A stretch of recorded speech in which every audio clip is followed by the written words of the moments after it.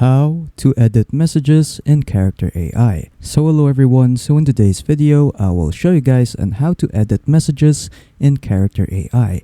So without further ado, let us begin. So to start off, just head on to the Character AI website, which is just character.ai.com, and then after that, just log in your account or create one if you don't have one yet. And then after that, what you want to do is to just choose a character that you want to chat with.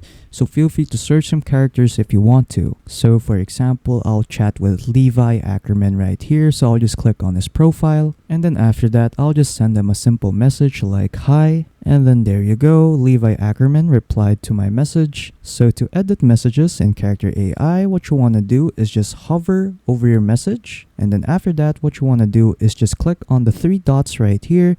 And then after that, just click on edit message. And then from there, you can now start editing your message. So for example, I'll just edit it to hello, how are you? And then after that, you can click on save. And then there you go, your message has now been edited. So as you can see over here, there is an edited text right there in your message. And then you're pretty much done.